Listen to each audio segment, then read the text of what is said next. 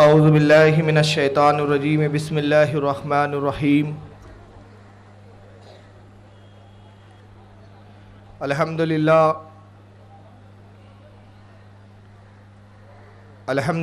الذی فضل علی سیدنا و مولانا محمد صلی اللہ علیہ وسلم علی العالمین جمیعا وَأَقَمَّهُ يَوْمَ الْقِيَامَةِ لِلْمُذْنِبِينَ الْمُتَلَوِّثِينَ الْخَطَّائِينَ الْحَالِقِينَ شَفِيعًا فصلی اللہ تبارک و تعالی علیہ وعلی کل من ہوا محبوب و مرضی لدی صلاة تبقى وتدوم بدوام الملك الحي القيوم ونشهد ان لا اله الا الله وحده لا شريك له ونشهد ان سيدنا ومولانا محمدا عبده ورسوله بالهدى ودين الحق ارسله قال الله تبارك وتعالى في القرآن المجيد والفرقان الحميد ان الله مع الصابرين ولا تقولوا لمن يقتل في سبيل الله اموات بل احیاء ولکن لا تشعرون صدق اللہ العظیم صدق صادق المصدوق علیہ الصلاۃ والتسلیم ان اللہ وملائکتہ یصلون علی النبی یا ایھا الذین آمنوا صلوا علیہ وسلموا تسلیما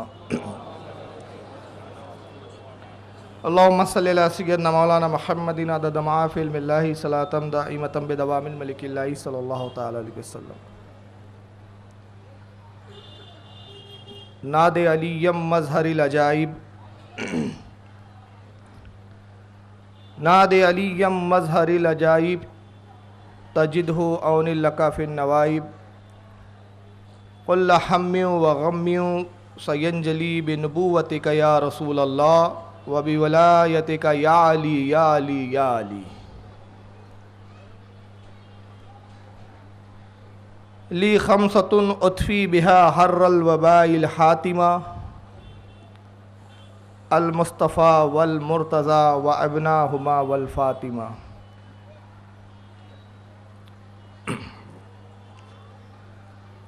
بڑا عظیم الشان جلسہ ہے یہ آج کا. اسی مسند سے آپ ماشاءاللہ مسلسل 11 روز سے یا غالباً 12 روز سے شہدائے کرب و بلا کے تعلق سے خطاب سماعت فرما رہے ہیں. آج اور کل 2 دن کے لیے فقیر آپ کی بارگاہ میں حاضر ہوا ہے. انتظامیہ نے جو عنوان دیا ہے مجھے وہ 2 حصوں میں نے تقسیم کیا ہے. ایک آج تو واقعات کربلا کے تعلق سے میں کچھ بیان کروں گا اور دوسرا کل کردار یزید پر گفتگو ہوں گی. کل جو پروگرام ہوں گا انشاءاللہ کل پروجیکٹر اسکرین بھی لگیں گے تاکہ پروجیکٹر اسکرین پہ اگرچہ ہم یزید کو تو نہیں دیکھ سکتے لیکن اولاد یزید کو ضرور دیکھیں گے. اور کل معلوم ہوگا کہ یزید کی نسلوں میں ابھی کتنے بچے ہوئے ہیں. لیکن یہ الگ بات ہے کہ بڑے مٹھی بھر ہے. اللہ نے امام حسین کو ایسا عروج عطا فرمایا کہ باوجود چند طرفداروں کے یزید کے طرفداری کر رہے ہیں مگر یزید کا نام رکھنے کے لیے اپنی اولادوں کا تیار نہیں ہیں. مگر امام علی مقام کا یہ فیض و کرم ہے اور اللہ نے اس نام کو ایسی بقا عطا فرمائی کہ آج ہزاروں نہیں بلکہ لاکھوں کروڑوں حسین نظر آتے ہیں. کروڑوں غلام حسین ہیں. آئیے میں تمہیدی کو چند گفتگو آپ کے سامنے عرض کرنا چاہتا ہوں تاکہ اس پس منظر میں امام علی مقام کی شان و عظمت کو ہم دیکھیں. قرآن عظیم میں جہاں شہداء کا ذکر کیا ہے رب کائنات نے چند صفات بتائی ہے شہداء کی. اس میں ایک پہلی صفت یہ بتائی کہ جو اللہ کی راہ میں شہید ہونے والے ہیں یا شہید ہوتے ہیں وہ صابرین کی جماعت ہوتی ہے. اس لیے کہ میدان جہاد میں بڑے صبر و تحمل کی ضرورت ہوتی ہے اور اللہ کے لیے اپنی گردنوں کا نذرانہ پیش کرنا اپنے آخری خون کے قطرے کو بھی بہا دینا، یہ بڑے صبر و تحمل کا کام ہے۔ میدان میں جم کر ٹھہرے رہنا، پیٹھ پھیر کے نہ بھاگنا، یہ بڑی ہمت کا اور جواں مردی کا کام ہوتا ہے۔ غرض کہ یہ پورا جو معاملہ ہے، میدان میں رکنا، دشمن کے طاقت سے، دشمن کی تعداد سے معروب نہ ہونا، مقابلہ کرنا اور اللہ کی رضا کے لیے لڑتے لڑتے شہید ہو جانا، یہ پورا جو مرحلہ ہے یہ بڑا صبر کا متحمل مرحلہ ہوتا ہے۔ تو رب کائنات نے جہاں شہداء کا ذکر کیا قرآن کریم میں، پہلے ان کی صفت بتائی کہ شہداء جو ہوتے ہیں وہ صابرین ہوتے ہیں اور اللہ رب العزت ان کے ساتھ ہوتا ہے۔ یہ جو شہادت کا مرتبہ حاصل کرتے ہیں یہ رب کی عنایتوں سے، رب کی عطا سے حاصل ہوتا ہے۔ اس لیے شہداء کا جہاں ذکر شروع کیا تو پہلے فرمایا ان اللہ مع الصابرین، بے شک اللہ صبر کرنے والوں کے ساتھ ہے۔ صبر کہتے کس کو ہے؟ صبر کی تعریف کیا ہے؟ صبر کی تعریف یہ ہے کہ کسی چیز کے نہ ملنے پر یا کسی چیز کے گم ہو جانے پر، کسی چیز کی تمنا ہے، حصول چاہتا ہے، حاصل کرنا چاہتا ہے، نہیں مل رہی ہے تو زبان پر شکوہ شکایت کے الفاظ نہ لائے، یہ صبر ہے۔ کوئی چیز گم ہو جائے اس پر غلہ نہ کرے رب کی بارگاہ میں، یہ صبر ہے۔ اور بھی تعریفیں ہیں صبر کی۔ صوفیہ اکرام میں ایک بحث چھڑی کہ افضل کیا ہے، صبر ہے کہ شکر ہے؟ ایک منزل صبر کی ہوتی ہے، ایک منزل شکر کی ہوتی ہے۔ حضرت بابا فرید گنج شکر رضی اللہ تعالیٰ عنہ، ان کی مجلس عجیب ہی ہے، مشائخوں کا ایک جمع غفیر ہے، ہجوم ہے، اور مشائخ میں یہ گفتگو چل رہی ہے کہ افضل کیا ہے، صبر کے شکر؟ شکر یہ ہے کہ اللہ کوئی نعمت عطا کرے تو انسان اللہ کا شکر ادا کرے، اس کی بارگاہ میں سر بسجود ہو جائے، اس کی بارگاہ میں اپنے سروں کو جھکا دے اور سر جھکا کے اللہ کی بارگاہ میں عرض کرے کہ مالک کائنات، تو نے یہ نعمت مجھے عطا کی، میں تیرا شکر گزار ہوں۔ اس نعمت کے حصول کے بعد، اس نعمت کو لینے کے بعد اللہ کی ذات کو فراموش نہ کرے، یہ ہے شکر کی منزل۔ اور صبر کی منزل میں نے بتائی کہ چیز نہیں ملی تو اللہ کی رضا پر راضی رہے، یا چیز تھی گم ہو گئی، لے لی گئی، واپس ہو گئی تو بھی اللہ سے شکایت شکوہ غلہ نہ کرے، اللہ کی رضا پر وہاں بھی راضی رہے، یہ صبر ہے۔ تو بحث ہے صوفیہ اکرام میں کہ افضل کیا ہے، صبر ہے کہ شکر ہے؟ تو مشائخ کی جماعت نے کہا کہ افضل شکر ہے، اور دلیل یہ دی گئی کہ شکر اس لیے افضل ہے کہ عموماً بندے کو جب نعمت ملتی ہے تو اسی وقت وہ اللہ کو بھولتا ہے۔ مشکل اور پریشانی میں ہر کوئی اللہ کو یاد کرتا ہے۔ آپ دیکھیں بڑے سے بڑا پاپی، بڑے سے بڑا گناہگار جب بیمار ہوتا ہے یا تکلیف ہوتی ہے، کوئی زخم آ گیا، پریشانی آ گئے، بے ساختہ کہتا ہے رب کائنات رحم فرما، اللہ کو یاد کرتا ہے وہ دکھ کے وقت، پریشانی کے وقت۔ بھولتا کب ہے؟ جب نعمتوں کا حصول اس کو ہوتا ہے، نعمتوں کی فراوانی ہوتی ہے، مال و دولت کے اسباب ہوتے ہیں، دولت کا انبار ہے، ڈھیر ہے، پراپرٹیاں ہیں، سب ہے، اپنے مال کے جنون میں ایسا گم ہو جاتا ہے کہ اللہ کو یاد ہی نہیں کرتا۔ اب اس وقت بندہ کہ جب مال و دولت کی فراوانی ہے، مصروفیات کا ہجوم ہے، ایسے ماحول میں اگر اللہ کو یاد کرے اور شکر کرے تو یہ بڑا مقام ہے۔ تو صوفیہ نے کہا کہ شکر کرنا افضل ہے، اس لیے کہ انسان ناشکرہ زیادہ واقع ہوا ہے۔ تو بابا فرید گنج شکر فرماتے کہ نہیں، میرے نزدیک صبر افضل ہے شکر سے زیادہ۔ پوچھا گیا کہ دلیل کیا ہے؟ کہا دلیل یہ ہے کہ اللہ رب العزت نے قرآن عظیم میں فرمایا ان اللہ مع الصابرین، اللہ صبر کرنے والوں کے ساتھ ہے۔ اللہ نے یہ نہیں فرمایا ان اللہ مع الشاکرین، اللہ شکر کرنے والوں کے ساتھ ہے۔ تو جس جماعت کے ساتھ اللہ نے اپنے آپ کو، اپنی ذات کو وابستہ کیا وہ افضل ہے۔ مگر امام عالی مقام کی ذات کو آپ دیکھیں، ہمیں نعمت نہ ملے ہم صبر کر لیتے ہیں، شکر نہیں ہوتا. صبر کر لیتے ہیں, گلے سے بچ جاتے ہیں, شکایت سے بچ جاتے ہیں, صبر کر لیتے ہیں, مگر اس عالم میں شکر کوئی نہیں کرتا.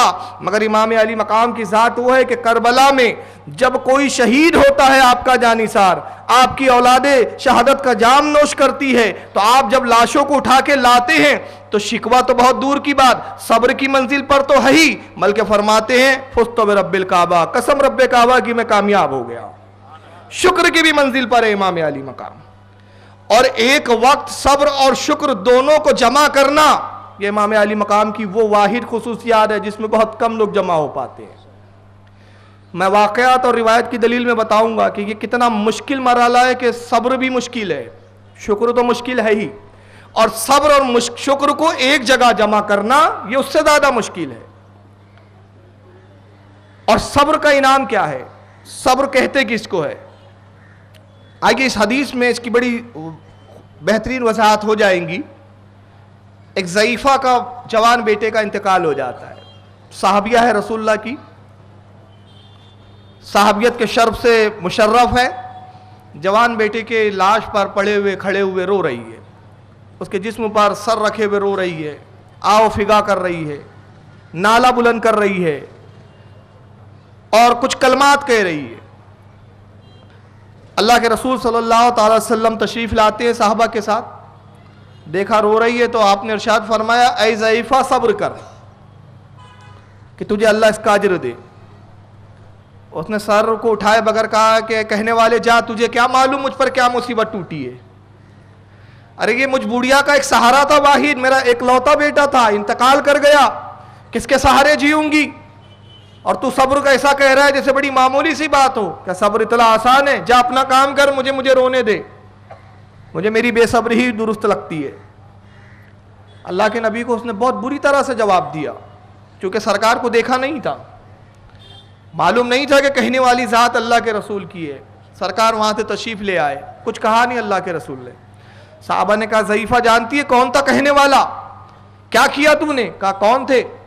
کہا محمد صلی اللہ تعالی علیہ وسلم, یہ نبی آخر زماں تھے, خاتمی مرتبت تھے, تو نے کس کو پلٹ کر جواب دیا ہے؟ ضعیفہ نے سنا, کھڑے ہو گئی, بدن پہ تھر تھری چھانے لگتی ہے, خوف اور ہراس کا عالم ہے, سرکار کے حجرے کی طرف دوڑتی ہے, سرکار بیٹھے ہوئے قدم نازمین میں اپنے سر کو رکھتی ہے اور روتے عرض کرتی ہے اللہ کے رسول میرے جرم کو معاف کر دیجئے. آقا میں نے نہیں دیکھا کہ وہ آپ ہے, کاش مجھے معلوم ہوتا تو میں اس طرح کے نازیبہ جملے نہ کہتی, افسوس کہ میں نے کیا کہہ دیا, میری تو ایمان اکارت ہو گیا, میری آخرت تباہ ہو گئی, اللہ کے رسول معاف فرما دیجئے. سرکار نے فرمایا میں نے اسی وقت تجھے معاف کر دیا تھا. کہا اللہ کے رسول میں نے آپ کی بات کو سنا اور اطاعت کی, میں نے آپ کے کلام کو سن لیا اور اس پر اطاعت کی, اب میں صبر کروں گی. سرکار نے فرمایا صبر تو ہو جاتا ہے, اگر تو اس وقت صبر کرتی تو نہیں جانتی کہ تجھے کتنا اجر دیا جاتا. تو حالات پر صبر کرنا یہ اہم ہے, ورنہ بعد میں تو صبر ہو ہی جاتا ہے. اور اگر صبر نہ ہوتا, میں سوچتا ہوں کہ اگر صبر نہ ہوتا, اللہ صبر نہ دیتا تو کیا ہوتا؟ آج ہم حضرت آدم کے لیے ابھی تک رو رہے ہوتے, نسلیں رو رہی ہوتی. یہ صبر ہے جس نے بھلا دیتا ہے بڑے بڑے واقعات کو. تو صبر تو ہو جاتا ہے, لیکن کمال تو یہ ہے کہ جب تکلیف آئے انسان تب صبر کرے. اور صبر کی منزل اتنی دشوار ہے, لفظوں میں کہنا بہت آسان ہے, کسی کو کہنا صبر کیجئے, خود کسی کو نصیحت کرنا کہ ارے صبر کیجئے, مگر جب خود پہ گزرتی ہے تو شیطان بہت ورگلاتا ہے, ناشکری کے الفاظ نکلتے ہیں. مالی نقصان ہوتا ہے تو شیطان ورگلاتا ہے, انسان سوچتا ہے کیا میرا ہی مال کا نقصان ہونا تھا, وہ فلاں کو دیکھو اتنے بدماشیاں کرتا ہے, اتنی حرام کاریاں کرتا ہے, ساری نعمت اللہ نے اس کو دے رکھی ہے, میں اتنی نمازیں پڑھتا ہوں, اتنے روزے رکھتا ہوں, کیا یہ نقصان میرے ہی مقدر میں تھا؟ صبر نہیں ہوتا, غلہ شکایت کرتا ہے انسان. تو یہ بڑی مشکل منزل ہے صبر, یہاں تک کہ اس پر بڑے بڑے عابد و زاہد بھی بعض اوقات برقرار نہیں رہ سکے. اس تعلق سے میں دو واقعات صرف آپ کے بارگاہ میں عرض کروں گا کہ آپ دیکھیں کہ صبر کی منزل کتنی مشکل ہوتی ہے, جہاں بعض اوقات صالحین کے بھی قدم ڈگمگانے لگتے ہیں. जामे करामत औलिया, ये किताब का नाम है, जिसके लिखने वाले हज़रत इमाम इस्माइल दबहानी रदी अल्लाह ताला, अपने ज़माने के मुजद्दिद है, बहुत बड़े वक्के आलिम है। ये अपनी किताब जामे करामत औलिया में लिखते हैं कि हज़रत शेख अहमद शरवनी रदी अल्लाह ताला वक्के बहुत बड़े वली गुजरे हैं।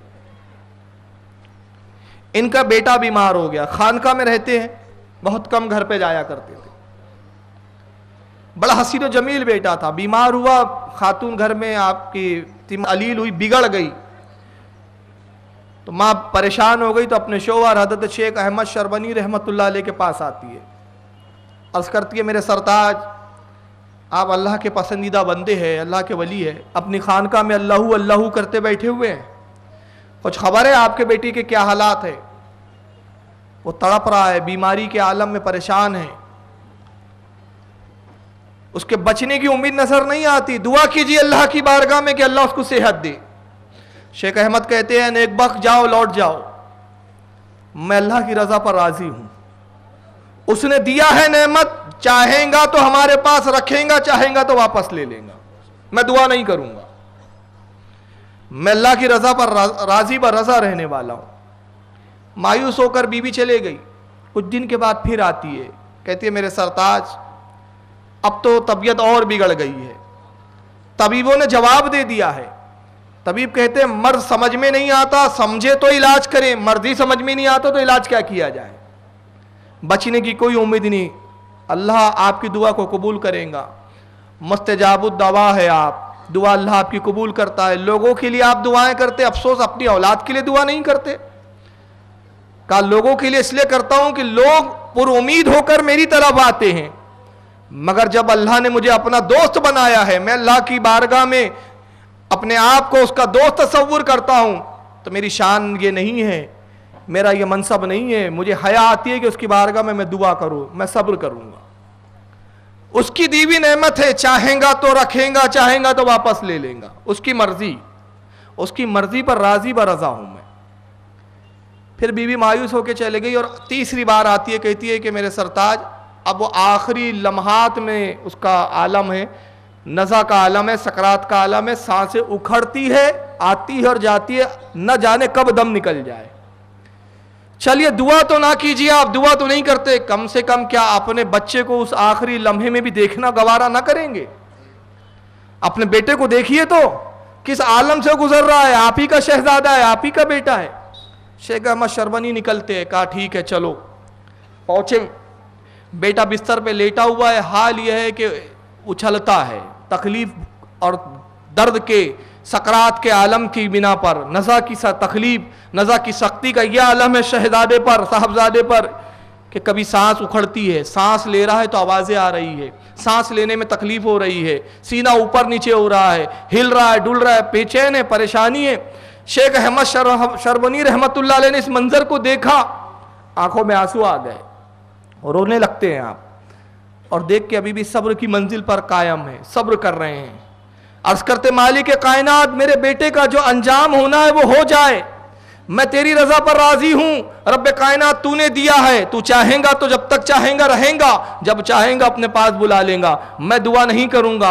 यहां तक के क्या आप देखते हैं कि अब आलम यह है कि बस अब रूह निकलने वाली है। अब चूंकि वली थी, निगाहों से हिजाबात हटे हुए होते थे, ये गैब की चीजें इनके सामने कोई गैब नहीं होती थी, दिखता था। देखा कि मलकुल मौत आसमान से चले आ रहे हैं, साथ में फरिश्तों की जमात है। अब इनको मंजर दिखता है कि मेरे बच्चे के पैरों को फरिश्तों ने पकड़ लिया, हाथ भी पकड़ लिया, मलकुल मौत ने रूह खींचनी शुरू की। अब इधर मलकुल मौत रूह खींच रहा है, बच्चा दर्द और तकलीफ से तड़प रहा है। शेख अहमद शरवनी रहमतुल्लाह अलैह ने जब इस मंजर को देखा, तड़प गए, सब्र की मंजिल खत्म हो गई, सब्र टूट गया, सब्र का बाल खत्म हो गया। बेसाख्त अल्लाह की बारगाह में अर्ज करते, मालिक कायनात मेरा बेटा। ये दुआइया अंदाज का जुमला था, हालांकि कहानी मौला मेरे बेटे को बच्चा, मगर इसमें रहम तलब निगाहें थी, आवाज में रहम की तलब थी।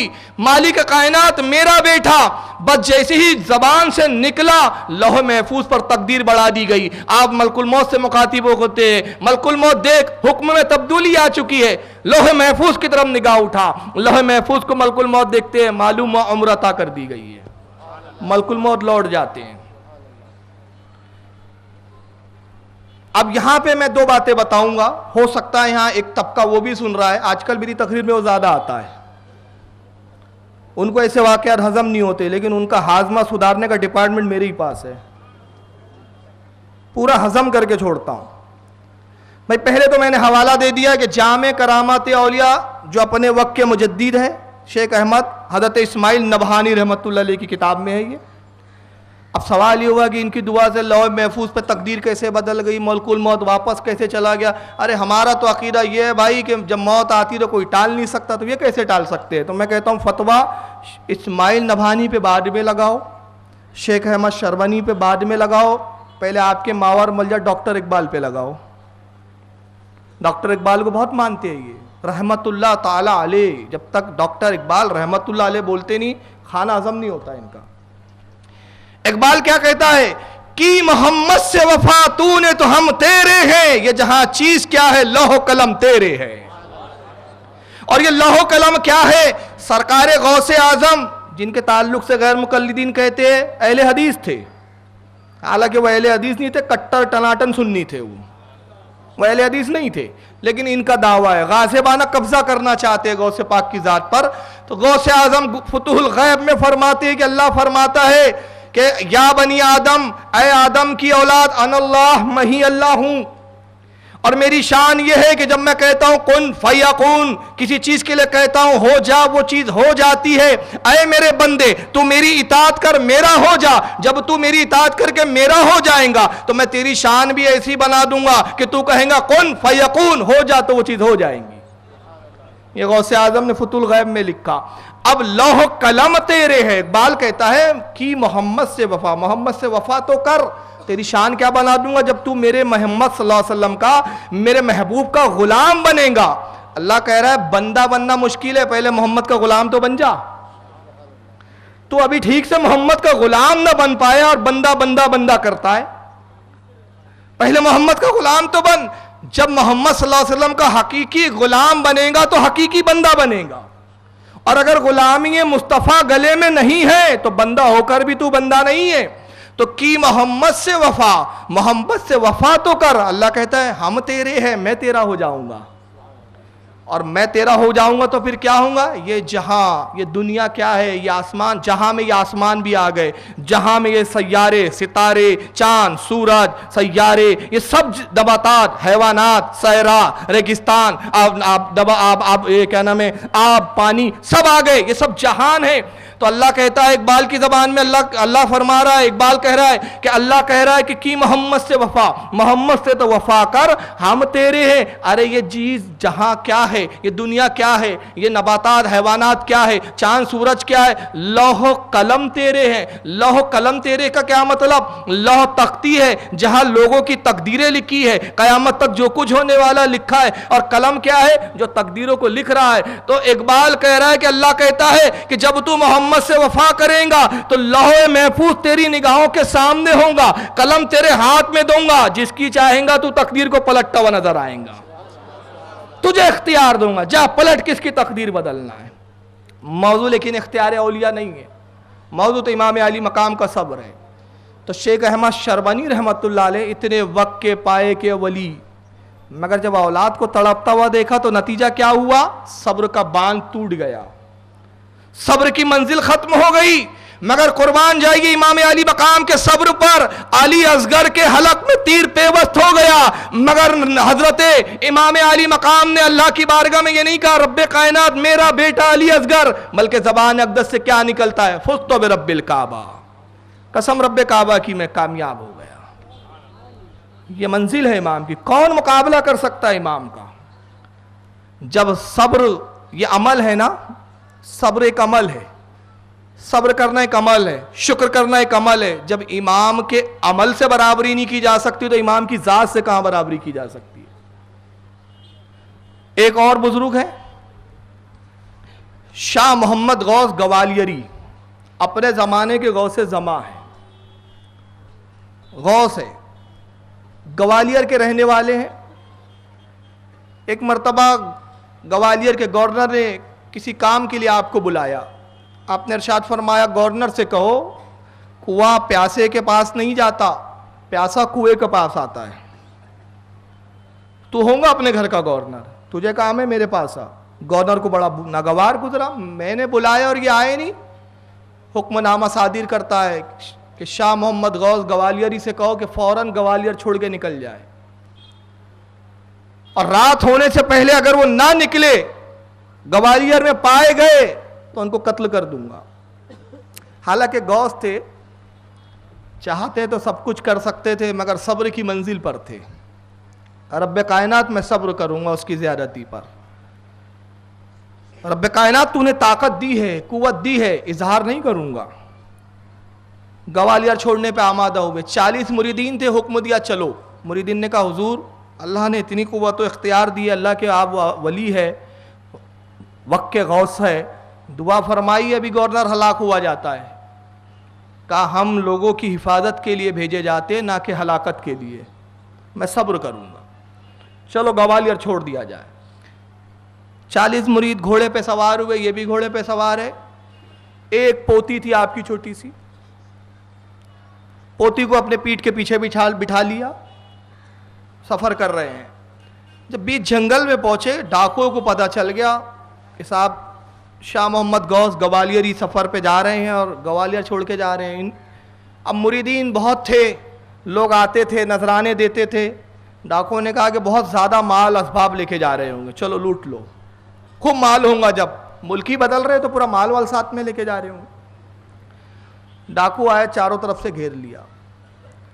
جب گھیرا تو مریدین نے کہا حضور کیا حکم ہے؟ کہا جنگ کی اجازت نہیں، صبر کرو، خبردار جو کسی نے میان سے تلوار نکالی، اپنے گھوڑوں کی رفتاروں کو بڑھاؤ اور نکلو یہاں سے، بھاگو۔ اب یہ بھاگنے لگے، ڈاکوؤں نے پیچھا شروع کیا، ڈاکو پیچھے اور یہ گھوڑے سے بھاگے جا رہے ہیں۔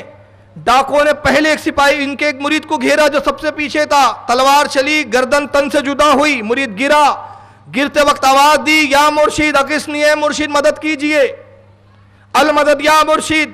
آپ نے پلٹ کر دیکھا، گھوڑا آگے بڑھا رہے ہیں، مرید کی طرف التفات نہیں کیا۔ دوسرا مرید کٹ کے گرتا ہے، اس نے بھی آپ کو ندا کی مرنے سے پہلے۔ پھر تیسرے مرید کو ڈاکوؤں نے گھیرا، انہوں نے پھر ندا کی، اس نے بھی ندا کی اے مرشد میری مدد کیجئے۔ آپ نے اس کی بھی طرف توجہ نہ دی، اور ہر بار آپ یہ کہتے ہیں رب کائنات تو نے اختیار تو ضرور دیا ہے، مگر میں دعا نہیں کروں گا، میں تیری رضا پر راضی ہوں، تیری مرضی ہے، تو چاہے میرے جس مرید کو اپنے پاس بلا لے اور جس مرید کو چاہے میرے پاس رکھ، میں تیری رضا پر راضی ہوں۔ یہ کہتے ہوئے گھوڑا بڑھائے جا رہے ہیں، دوسرا مرید شہید ہوا، تیسرا مرید شہید، مرید پہ مرید شہید ہوتے جا رہے، یہاں تک کہ آپ ہر مرید کے گرنے پر، شہادت پر، صبر کی منزل پر قائم ہے، صبر پر موجود ہے، صبر کا دامن تھامے ہوئے۔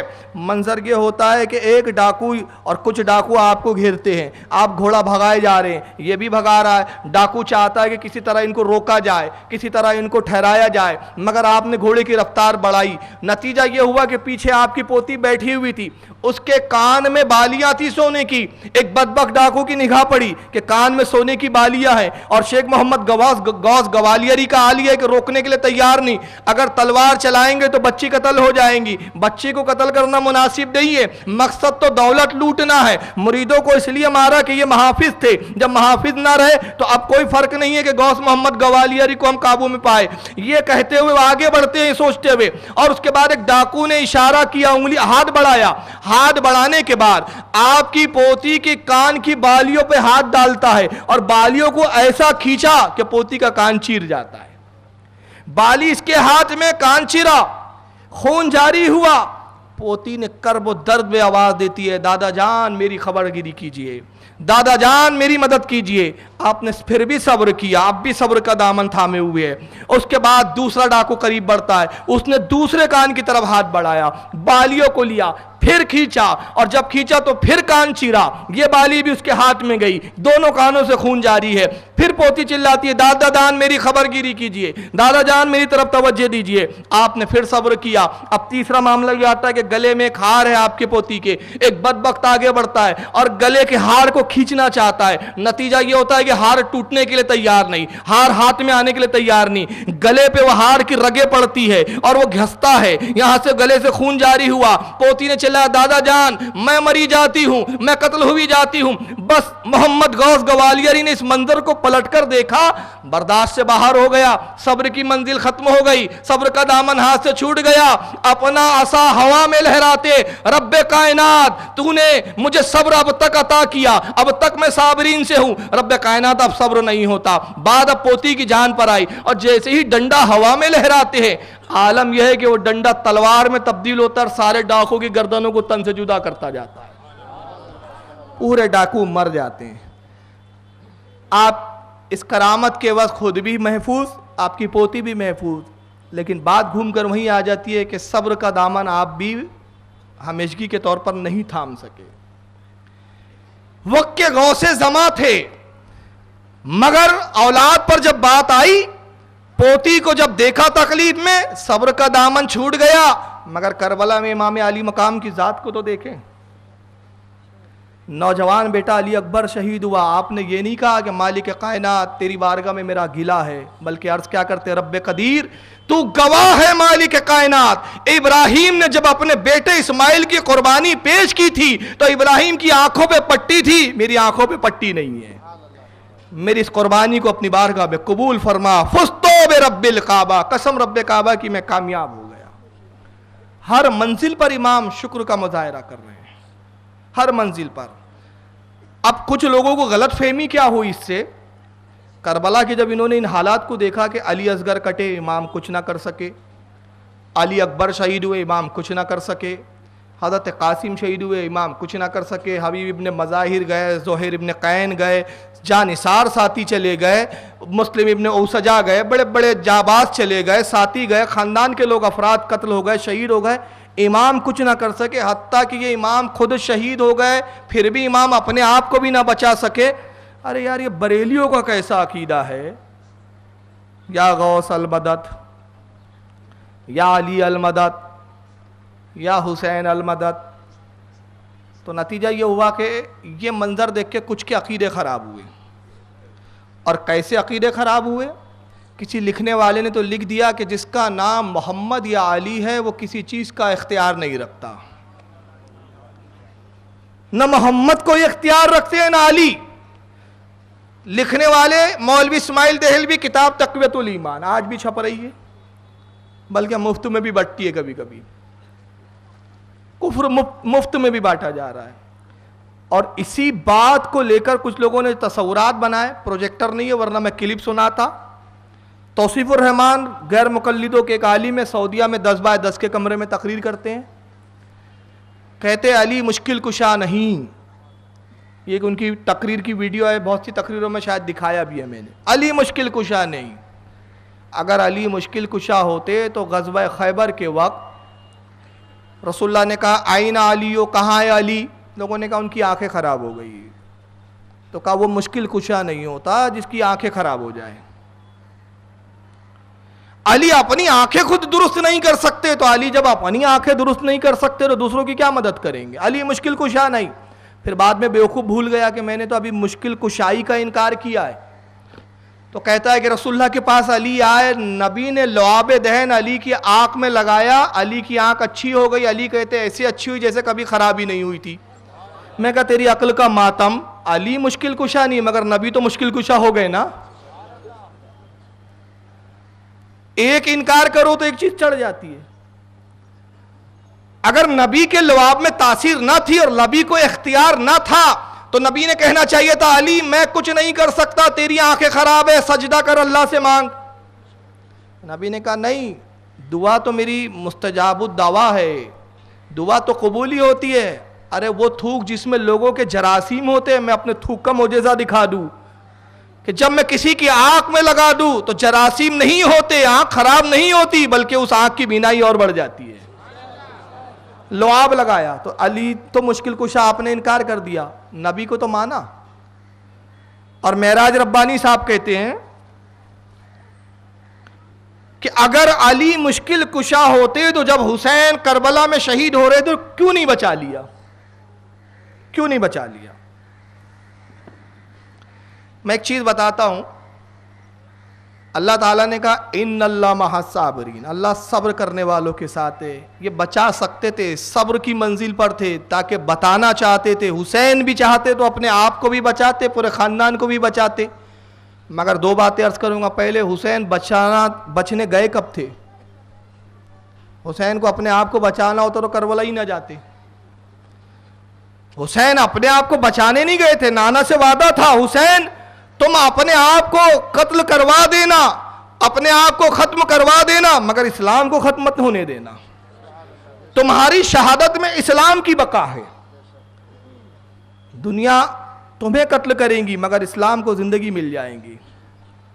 تمہارے خون سے اسلام کو زندگی تازگی عطا ہو جائے گی. تو حسین بچنے نہیں گئے تھے، اسلام بچانے گئے تھے. پہلی بات یہ، وہاں حسین صبر کی منزل پر تھے، کرامت کی منزل پر نہیں تھے. ایک منزل ہوتی ہے کرامت، ایک ہوتی ہے صبر، الگ الگ منزلیں ہیں.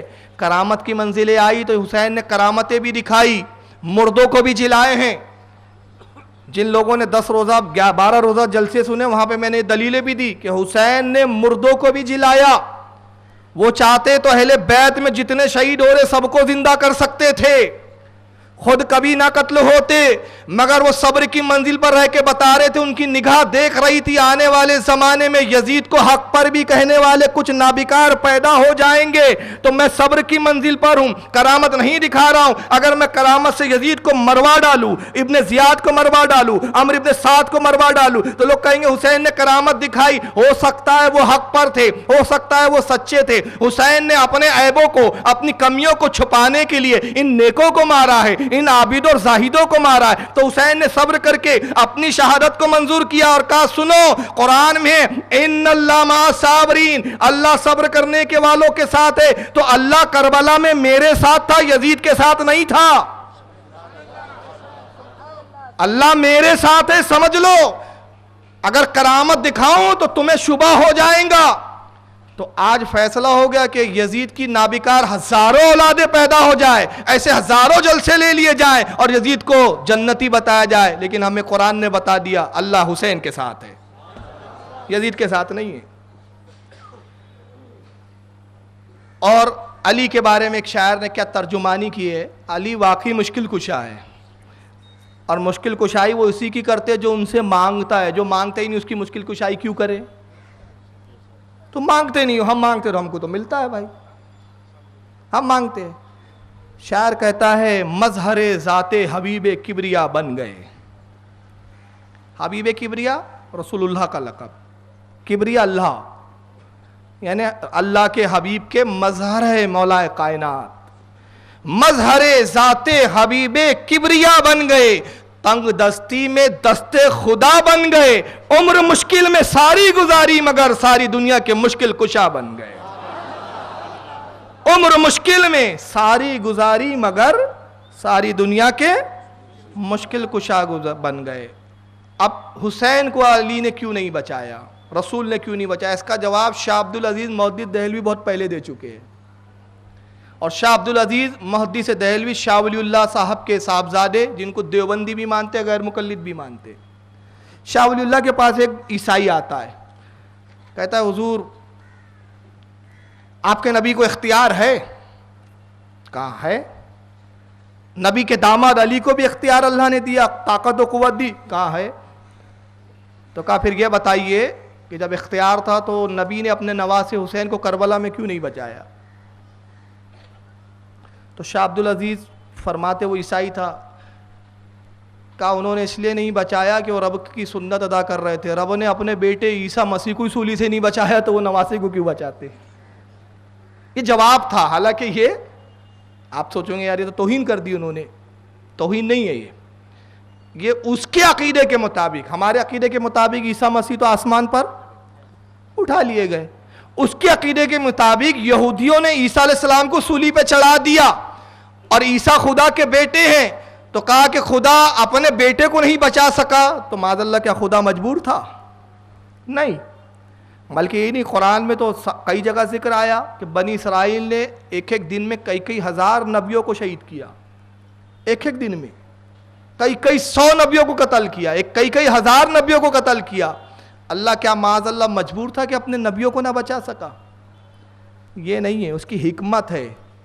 نبیوں کو اس لیے نہیں بچایا، وہ بچانے پر قادر تھا، مگر کل نفس ذائقۃ الموت کے تحت ہر جاندار کو، ہر مخلوق کو موت کا مزہ چکنا ہے. ان انبیاء کو بھی بحیثیت انسان اور بشر کے موت کا مزہ چکنا تھا، انہیں بھی موت آنی تھی، مگر یہ اللہ کا انعام ہے کہ انہیں شہادت کی موت دی گئی.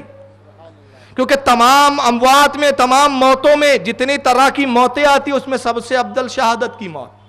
تو امام حسین کو بھی انتقال کرنا تھا، اور رسول اللہ کو بھی وعدہ الہی کے تحت ایک آن کے لیے موت آئی، مگر افضل موت تو یہ ہے کہ شہادت کی. تو نبی کے نواسے کے لیے افضل موت کو چنا گیا. اب آئیے میں ایک چیز یہاں پہ ایک حدیث سناتا ہوں سند کے ساتھ کہ مولا کائنات کو اللہ نے اختیار دیا ہے. روایت ہے عن زید ابن ارقم رضی اللہ تعالیٰ عنہ.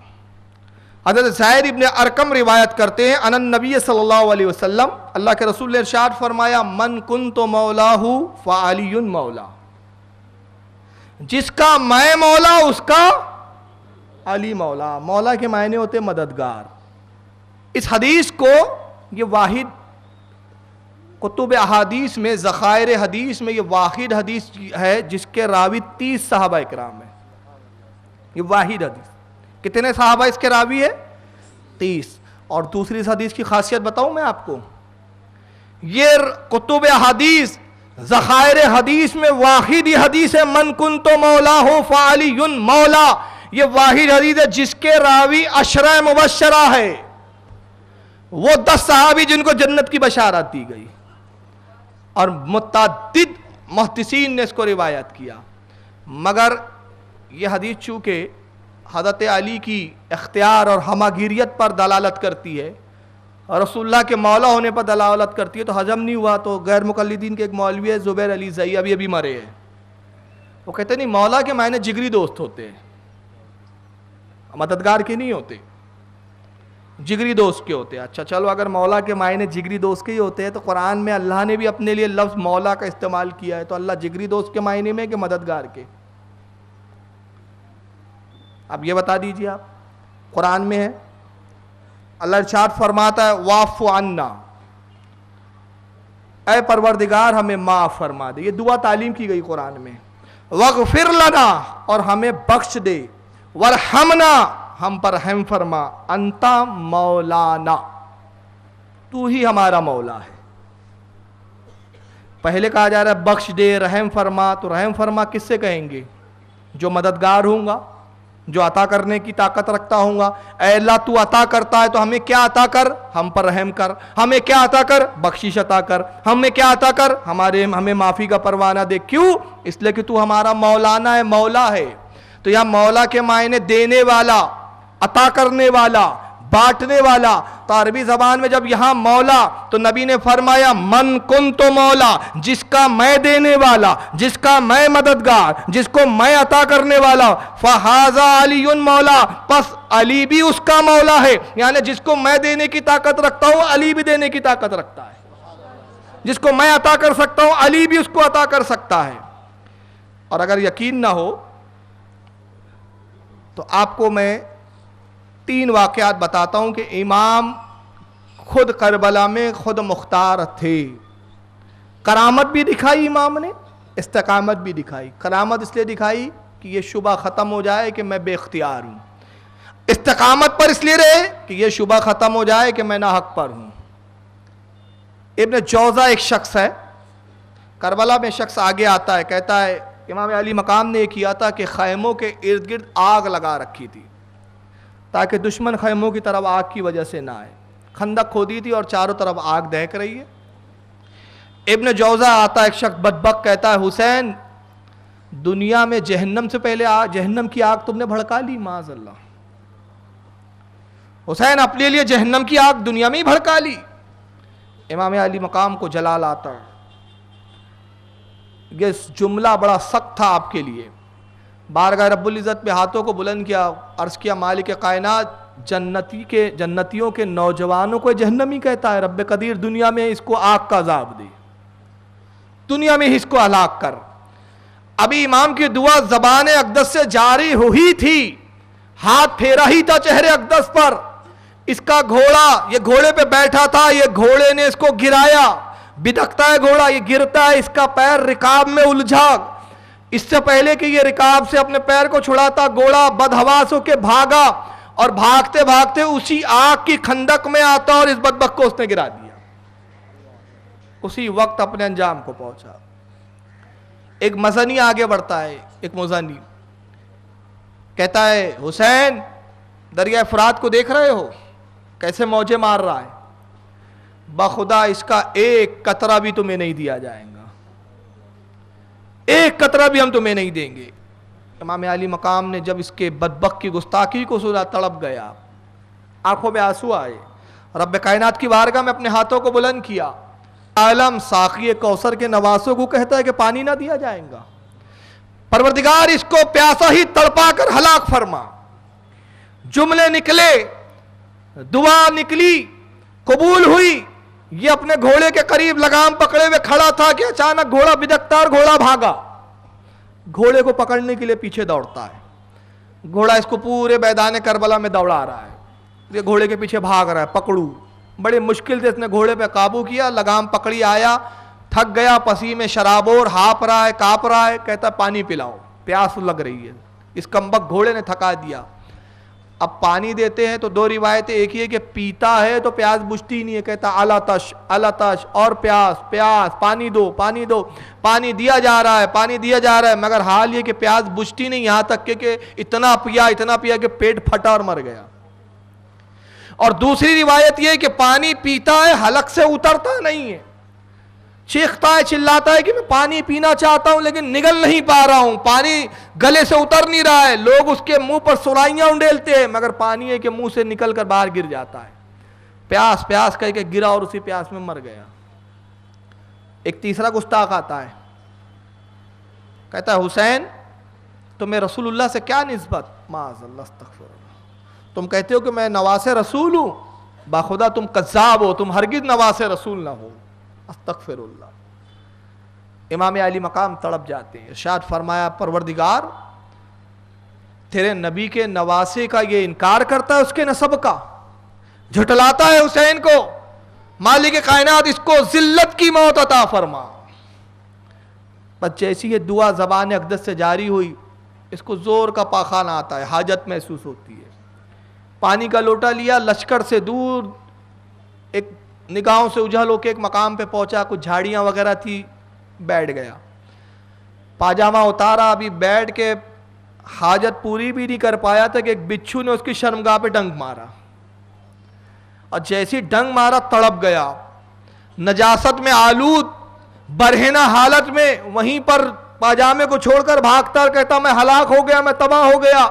لوگوں نے روکا، کیا ہوا، کیوں بھاگ رہا ہے، کمبخت ٹھہر جا، پکڑا، کہتا ہے قسم خدا کی مارا بچھو نے ایک ڈنک ہے لیکن ایسا محسوس ہوتا ہے جیتے جی پورے جسم میں جہنم کی آگ دھڑکا دی گئی ہو، تم نہیں جانتے مجھ پہ کیا تکلیف گزر رہی ہے، حسین کی دعائے ہلاکت نے مجھے تباہ کر دیا، گرا تڑپ تڑپ کے مر گیا۔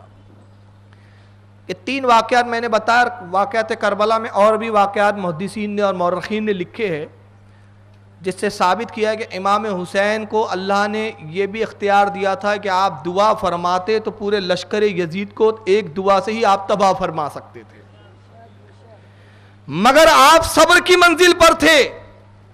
ایک منزل وہ بھی آئی کہ دنیا سمجھ رہی تھی کہ یہ لوگ طاقت میں زیادہ ہیں، حسین کا اختیار نہیں، حسین با اختیار ہوتے تو پانی کے لیے نہ ترستے، حسین کو طاقت و قوت ہوتی، اختیار و قوت ہوتی تو حسین پانی کو پا لیتے، پانی کے رک نہیں پاتے، مگر انہوں نے روکا، انہوں نے پانی کی طرف آنے نہیں دیا، خیمہ حسین میں ایک قطرے کو جانے نہ دیا۔ مطلب یہ ہوا کہ حسین بے بس تھے، بلکہ یہ نہیں تھا، امام علی مقام جب جنگ کے لیے تشریف لے گئے، گھوڑے پہ سوار ہوئے، نہر فرات پر پہنچے، آپ لڑتے ہوئے، قتل کرتے ہوئے نہر فرات پر گئے، گھوڑے کو نہر فرات میں اتارا، اور اتارنے کے بعد اپنے دستے مبارک کو پانی میں ڈالتے ہیں اور پھر چلو بنا کے پانی لیا، مگر مگر قریب تھا کہ آپ پیتے شمر مردود چیختا ہے حسین وہاں تم پانی پی رہے ہو، تمہارے خیموں کا حال کیا ہے دیکھو، اپنے اہل بیت کا حال دیکھو، اپنے گھر والوں کی خبر لو، خیموں میں آگ لگ گئی ہے، وہاں تباہی مچی ہوئی ہے۔ امام علی مقام نے جب اس مکر و فریب کے پیکر کے جملے سنے، آپ نے پانی کو وہیں چھوڑ دیا، گھوڑے پہ بیٹھ کے آپ خیموں کی طرف جاتے ہیں۔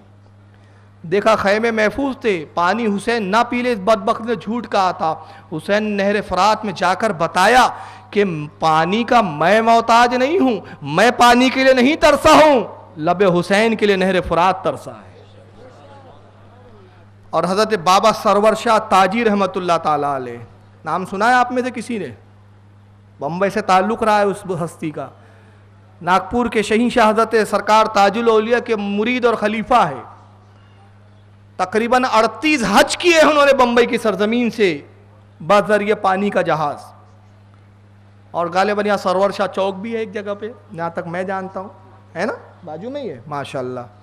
چلیے دیکھیں خوش قسمتی کہ سرور شاہ چوک جہاں سرکار سرور شاہ تاجی تشریف لاتے تھے، انہی کے سائے میں آج بیان کر رہا ہوں۔ بابا سرور شاہ کیا فرماتے ہیں؟ آواز دے تو ساقیے کوثر نکل پڑے۔ امام علی مقام روتے تھے تو کیا ہوتا تھا؟ اس منظر کو منظر کشی کی ہے کہ ساقی کوثر، جو کوثر کا جام پلانے والی ذات رسول اللہ کی، جب امام حسین آواز دیتے روتے تو یہ نکل جاتے تھے نبی پاک، اور اپنی لعاب اپنی زبان اقدس حسین کے دہن میں ڈال دیتے تھے، اور امام حسین رسول اللہ کی زبان کو چوس کر پیاس بجھاتے تھے۔ تو آواز دے تو ساقی کوثر نکل پڑے، چاہے تو نہر فرات خیمے سے نکل پڑے۔ حسین چاہتے تو خیمے سے نہر فرات نکال سکتے تھے، چاہے تو نہر فرات خیمے سے نکل پڑے۔ یہ امتحان صبر حسین ہے سرور، انگلی زمین پہ رکھ دے تو سمندر نکل پڑے۔ یہ امتحان صبر حسین ہے سرور، انگلی زمین پہ رکھ دے سمندر نکل پڑے۔ جس کا نانا اپنی انگلیوں سے دریا جاری کر سکتا ہے نہروں کی، کیا اس کے نواسے کو اللہ نے اتنا کمال نہیں دیا تھا کہ انگلی رکھتے تو سمندر جاری ہو جاتا؟ کیوں؟ ہر بیٹا اپنے باپ کی امانتوں کا، مقام و مراتب کا، صلاحیتوں کا وارث ہوتا ہے، اور حسین تو بدرجے اتم اپنے نانا کے وارث تھے۔ تو ایک قوت تھی مگر منزل صبر پر فائز تھے، اور صبر کی منزل پر رہ کر شہادت کو حاصل کیا، شہادت عظمیٰ کو حاصل کیا۔ اور جب اس شہادت سے ہمکنار ہوئے، کیونکہ شہادت انعام ہے، صبر نہ کرتے تو شہادت جو انعام خداوندی ہے اس کا حصول نہ ہوتا۔ کرامت دکھاتے بچ جاتے، بچ تو جاتے مگر شہادت کی نعمت سے سرفراز نہ ہوتے۔ حسین نے صبر کو دیا اور اس کے عوض رب کائنات کی بارگاہ سے شہادت کے تحفے کو لیا، کیونکہ وہ جانتے تھے اس تحفے کے حصول کے بعد بظاہر یہ شہادت تو فنا ہونا ہے، یہ شہادت تو دنیا سے رخصت ہو جانا ہے، یہ بظاہر ہے، مگر حقیقت کیا ہے؟ وَلَا تَحْسَبَنَّ الَّذِينَ قُتِلُوا فِي سَبِيلِ اللَّهِ أَمْوَاتًا بَلْ أَحْيَاءٌ عِندَ رَبِّهِمْ يُرْزَقُونَ۔ خبردار ہو جاؤ، جو اللہ کی راہ میں شہید ہو جائیں ان کو مردہ نہ کہو، بَلْ أَحْيَاءٌ، بلکہ وہ زندہ ہے، عِندَ رَبِّهِمْ یرزقون، اور رب کی جانب سے ان کو رزق دیا جاتا ہے۔ حسین کیسے زندہ ہے؟ جب لشکر یزید کوفہ سے دمشق کی طرف بڑھا سر حسین کو لے کر، میرے خیال سے یہاں تک کہ واقعات تو کل بھی شاید حضرت نے سنائے ہوں گے آپ کو، اور میرے جہاں بیان چل رہے آج وہ بھی مجمع یہاں موجود ہے، تو کل میں نے کوفہ کے حالات تک وہاں چھوڑا تھا۔ اور چونکہ دین اسلام چینل کے ذریعے ایک بڑا طبقہ مسلمانوں کا اور سنیوں کی ایک بڑی جماعت اپنے گھروں میں سن رہی ہے مسلسل، تو اس کا تسلسل اور اس کی جو ترتیب ہے میری وہ برقرار رہے، تو میں یہاں سے بھی شروع کر رہا ہوں۔ یہاں پہ بھی کمال حسین آپ نظر دیکھتے جائیں کہ جب کوفہ سے دمشق کی طرف گئے امام حسین کے سر کو اور یہ سب اہل بیت نبوت کے افراد کو لے کر یہ قیدی بنا کر جب دمشق کے بازاروں میں گھوم رہے تھے، سہیل ابن سعد صحابی رسول ہے، اللہ کے رسول کے صحابی ہے، وہ فرماتے ہیں، ان کی روایت ہے، کہتے ہیں کہ میں ان دنوں دمشق میں کسی کاروبار کے سلسلے میں آیا تھا، ضعیف ہو چکے تھے اس وقت، ضعیف العمر صحابی تھے۔ امام جلال الدین سیوطی رحمت اللہ تعالی علیہ نے شرح الصدور صفحہ 88 پر اس واقعے کو لکھا ہے، اور نور الابصار کے اندر صفحہ 149 پر اس واقعے کو بیان کیا گیا. اس کے علاوہ اور بھی متعدد حوالہ جات ہیں. امام علی مقام کا سر اقدس نیزے پر ہے، سب سے آگے سر حسین ہے. گویا اعلان کر رہا ہے میں جب بظاہر حیات تھا تب بھی سر بلند تھا، بظاہر جسم اور سر کا تعلق منقطع ہو چکا ہے مگر اب بھی میں سر بلند ہوں. کل بھی میں سردار تھا، آج بھی میں سردار ہوں. نیزے پہ سب سے بلند چلے جا رہے ہیں حسین کا سر. سہل ابن سعد کہتے ہیں کہ میں نے دمشق کے لوگوں کو دیکھا کہ بڑی مسرت کا اظہار کر رہے ہیں، خوش ہے، اچھے لباس پہنے ہوئے ہیں، تو مجھے محسوس ہوا شاید کوئی جشن کا دن ہے، ان کے کوئی تہوار ہے یہاں پر. فرماتے میں نے پوچھا کہ کیا بات ہے آج یہ دمشق میں اتنی چہل پہل، خوشی کا ماحول، یہ دمشق کو سجا دیا گیا ہے، ہر جگہ یہ دمشق کی سڑکیں جگمگ جگمگ کر رہی ہے، کیا معاملہ ہے؟ کہا یزید کے باغی تھے کچھ، یزید نے مار کا سر کر لیا، یزید کی فتح ہوئی، باغیوں کا قافلہ ادھر سے لایا جا رہا ہے، یہ سب اہل دمشق اس کا دیدار کر رہے ہیں، ان کو دیکھ رہے ہیں اور یزید کی جے جے کار کر رہے ہیں. آپ کہتے ہیں میں نے دیکھا کہ چلو دیکھیں آخر ایسے کون سے باغی ہے کہ جن کے مارکے کو سر کرنے کے بعد اتنے جشن کا ماحول کہ گویا بہت بڑا مارکہ سے اثر کر لیا گیا ہو. سہل ابن سعد کہتے ہیں کہ جب میں اس دروازے کے قریب پہنچا جو شہر کا بڑا دروازہ تھا، میں نے وہاں ہجوم دیکھا نیزوں پہ کچھ سر ہے، اور جب میں قریب آیا میں نے سر حسین کو دیکھا تو میں نے پہچان لیا یہ تو نواس رسول کا سر اقدس ہے. میں نے کہا افسوس اے اہل دمشق، اے یزیدیو بدبختو، نواس رسول کو تم باغی کہتے ہو. میرے آنکھوں میں آنسو آ گئے.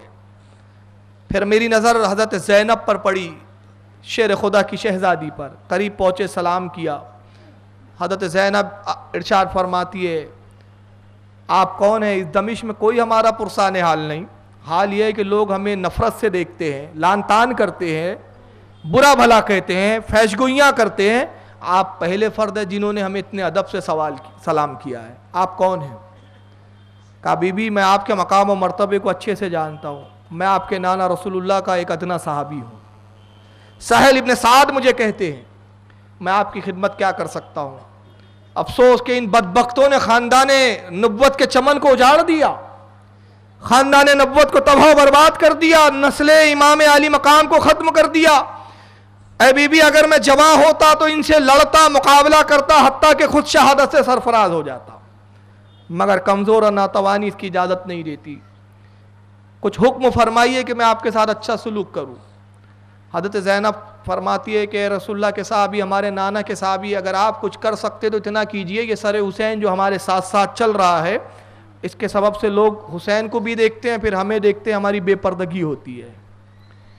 آپ سر حسین کو یا تو ہم سے آگے کروا دیجئے یا پیچھے کروا دیجئے، تاکہ لوگ امام علی مقام کے سر کی طرف متوجہ ہو جائے اور ہمارا پردے کا لحاظ رہ جائے، ہم محفوظ ہو جائے. آپ گئے، جو نیزہ بردار تھا، جو نیزہ پکڑے چل رہا تھا، اور اس نیزے پہ امام علی مقام کا سر اقدس تھا، اس کے قریب آئے، کہا کہ میں ایک امیر تاجر ہوں، ایک گزارش ہے، تو جتنی چاہے، میرے پاس بڑی دولتوں کا انبار ہے، وہ سب جو کچھ میرے پاس رکھا میں لے لے. میری گزارش یہ کہ سر حسین کو یا تو آگے لے جا اس قافلے سے یا پیچھے لے لے. اس نے کہا نوجوان، اے شخص، عجیب شخص ہے تو، اتنی سی بات کے لیے پیسے دینا چاہتا ہے. کہا تو نہیں سمجھیں گا، یہ میرا کام کر دے. اس نے کہا لاؤ پیسے دیتے ہو تو کر دیتا ہوں. سہل ابن سعد کے بعد جتنا مال تھا وہ سب اس خبیث کو دے دیا. یہ دنیا طلب لوگ تھے. مال لیا، سر حسین کو آگے بڑھاتا ہے، لے کے چلتا ہے. سہل ابن سعد کیسے؟ قسم وعدہ لا شریک کی، میں نے لب حسین کو ہلتے ہوئے دیکھا. سر اقدس کی طرف میں نے جب توجہ کی تو لب حسین ہل رہے تھے. میں نے کہا شخص ذرا نیزے کو نیچے کر، دیکھتا نہیں کہ حسین کے لب ہل رہے ہیں. اس نے دیکھا تو وہ بھی متعجب ہوا، سر کو نیچے کیا. تو سہل ابن سعد کہتے ہیں کہ امام علی مقام سورہ کہف کی آیت تلاوت کر رہے تھے. ام حسبتا ان لصحاب الکہف والرقیم کانوا من آیاتنا عجبا. یہ سورہ کہف کی آیت ہے، غالباً 9ویں آیت ہے. حفاظ بیٹھے، مجھے آیت تو نہ یاد نہیں، ہاں 9ویں آیت ہے غالباً. اللہ نے یہاں اصحاب کہف کا ذکر کیا. اللہ فرماتا ہے کہ اے محبوب آپ کو معلوم ہوا، ام حسبتا، آپ نے جانا، آپ کو معلوم ہوا، انا صحاب القیف والرقیم، جو کھو والے ہیں اور جو جنگل کے کنارے والے ہیں، کانوا من آیاتنا عجبا، اللہ کی عجیب نشانیوں میں سے ہے، اللہ کی ایک عظیم نشانی ہے وہ۔ اصحاب کہف کون تھے؟ کیوں اللہ کی نشانی ہے؟ اللہ کی نشانی اس لیے اللہ فرما رہا ہے کہ یہ عیسیٰ علیہ السلام کے امتی تھے۔ ان کے زمانے میں ایک بادشاہ دقیانوس، اس خبیث نے دعویٰ کیا میں خدا ہوں، جو مجھے خدا تسلیم نہیں کرے گا قتل کر دوں گا۔ یہ 5 یا 7 یا 8 یا 13 اختلاف ہے روایتوں میں، زیادہ اتفاق 7 بھائیوں پر۔ یہ 7 بھائی تھے، ایمان بچانے کی خاطر انہوں نے اپنے شہر سے ہجرت کی کہ اس بکواس نابکار بادشاہ کو ہم خدا تسلیم نہیں کریں گے، مگر یہاں رہیں گے اور اس کو خدا نہیں مانیں گے، قتل کر دیں گا۔ جان بچا کر نکل گئے، ہجرت کی، ایک غار کے اندر خو میں انہوں نے پناہ لی۔ دن میں سوتے ہیں، آرام کرتے ہیں، اور رات کی تاریکی میں چھپ کر سفر کرتے ہیں۔ جب ایک دوپہر کو یہ آرام کی، اللہ رب العزت کو ان کو نشانی بنانا تھا اور دکھانا تھا لوگوں کو کہ میں قادر ہوں کہ میں جب تک چاہوں سلا دوں، جب چاہوں مردے کو بھی جلا دوں، جب چاہوں زندگی عطا کروں، جب چاہوں زندگی لے لوں۔